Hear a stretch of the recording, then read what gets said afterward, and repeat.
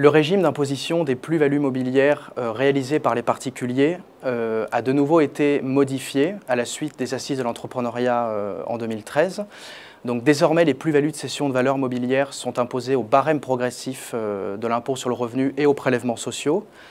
Alors l'intention du législateur a été de rapprocher la fiscalité des gains en capital qui, rappelons-le, était soumis à un taux forfaitaire qui au départ était de 19% puis de 24%, de le rapprocher donc des revenus du travail qui sont en principe plus lourdement taxés puisque le barème progressif de l'impôt sur le revenu prévoit un taux marginal de 45% qui peut être majoré de 3 ou 4% si la contribution exceptionnelle sur les hauts revenus s'applique. Alors il faut rappeler qu'un abattement pour durée de détention s'applique également pour, disons, amoindrir l'imposition. Alors cet abattement est de 50% du montant de la plus-value pour les titres qui étaient détenus entre 2 et 8 ans.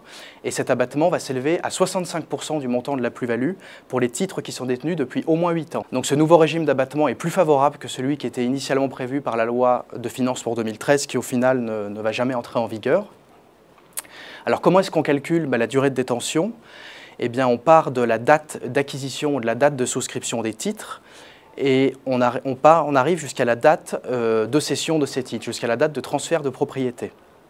Alors, lorsque la cession porte sur des titres qui sont de même nature ou de même série, c'est-à-dire des titres qui sont fongibles, on considère que les titres qui sont cédés en priorité sont les titres les plus anciens. On applique la méthode première entrée, première sortie. Par contre, concernant le calcul de la plus-value, on utilise la méthode du coût moyen pondéré. Alors cet abattement pour durée de détention est relativement large puisqu'il s'applique à toutes les plus-values réalisées sur les actions et sur les parts de société, mais également sur les droits qui portent sur ces actions et parts de société, par exemple l'usufruit ou la nue-propriété.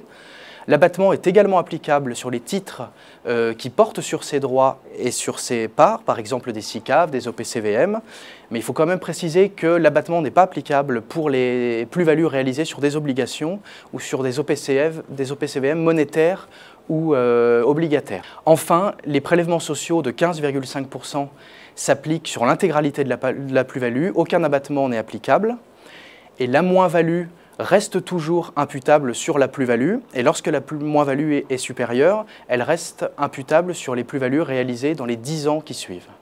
Alors il faut préciser néanmoins ce qui peut être défavorable, c'est que l'abattement pour durée de détention s'applique sur les plus-values comme on l'a vu, mais il s'applique également sur la moins-value.